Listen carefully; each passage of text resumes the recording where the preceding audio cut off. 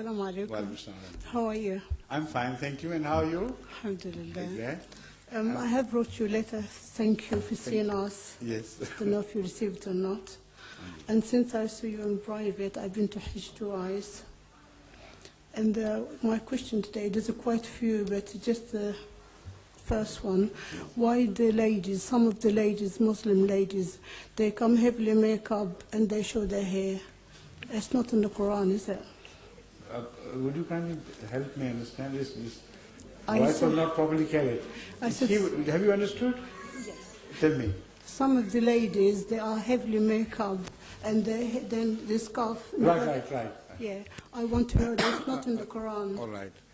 You see, in the Holy Quran, all that is said is that the Muslim ladies should draw their head covers, pull the head covers also across their faces. Not faces, I'm sorry, across their breasts. The word face is not used there. Now, the interpretation varies regarding the meaning of how the covers are to be pulled.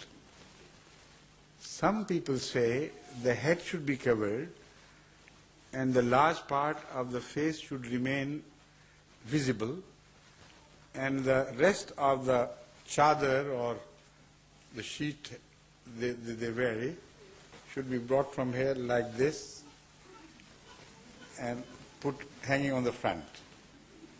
So that would create a decent dress sort of, which would discourage the wanton eyes and say, look here, we are not available. You were honest, chaste ladies. So the message will be delivered and they will not find any problem. Some say, no, it should be drawn like this, from in front. Now, if it is to be drawn like this in front, although I know many MD scholars whom I deeply respect have also taken this stance, but somehow I cannot bring myself up to full acceptance of this because it is not only face, the face they have to cover according to this verse. They have to draw it full length down to their navels, for instance. Now, how would that woman look like and how would she be able to negotiate herself in day-to-day life if she has covered the whole length of like this, like this? It leaves no room for normal activities for any lady. So that is why I prefer that meaning that it should be drawn across your breast, but also it should cover a little bit of the chin as well, maybe. This is the interpretation also Hazrat Masih Maud ﷺ as reported from his writings in Islamic Usul ki philosophy, the teachings of Islam.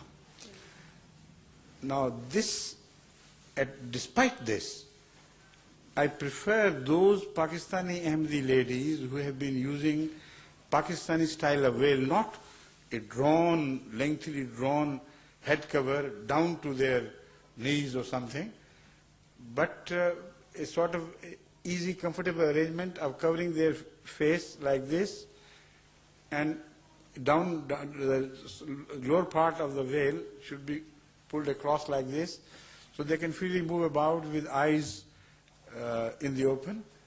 Right. I prefer them as yet to continue with that because it is not only a question of interpretation, it's also a question of social problems. Always when the two generations meet, the transition from the habits of one generation to another is a very critical decision to make. If suddenly I tell all the Ahmadi ladies to throw away their head cover, the veils and covers, and only cover this like that I have explained, the message delivered to their future generation would be, we are free to do whatever you like. And they themselves would become suddenly very lax in their normal behavior. So it is a psychological problem and a social problem which I am facing, So I'm gradually, slowly, cautiously bringing Ahmadi ladies to a custom of very strict observation to a more lax observation which is in line with the Quran and not against the Quran. Right. The other emphasis also has its roots in the Holy Quran, because regarding the wives of the Holy Prophet particularly, the Purdah we find described is far more strict. So their honor and dignity requires that they should not be available to the common sight.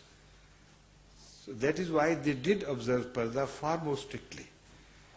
And it was perhaps handed down from them, which resulted in various types of head covers, strict and less strict and so on.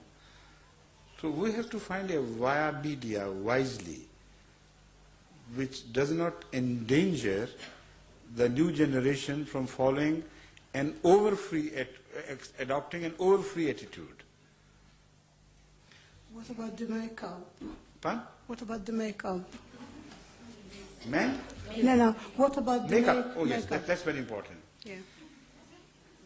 There I have been always very consistent and very firm in my repeated reminders to the ladies that if they are lax in covering their face, they are only permitted it if they do not make up when they go out. That's right. Because on this, the Holy Quran is very specific. Haram. That do not make up, do not adorn yourself when you walk out in public. That's right. You see, do not show your zina. That's right. It also covers That's that. in the Quran. Yes, that's right. That's right. So there I advise Ahmadis, all right, if you're professionals, you have to adopt a comparatively lax attitude of Purdah, go ahead and do it. But don't make up. Don't make an effort to attract people to your beauty, not only to your beauty, but to beauty added upon beauty. It's a sin. Right? It's a sin. No, According to yes, the of course. Quran. It is violation of the Quran, so it is a sin of sort, of course. Yeah. So then I point out to a strange contradiction between this teaching and the practices we have learned from Western style of life. Most of the makeup used today is built or made in America or Hollywood or here and there. They are following the fashion as dictated in the most modern style of life of the Hollywood girls and women, etc. The point is simply this. If you go out so beautifully adorned and well made up, and you do not cover yourself, you play havoc with the peace of every Tom, Dick and Harry. You are not cheap, we know, but you appear as if you were cheap. You are not cheap, but you appear as if you are available, while you are not available.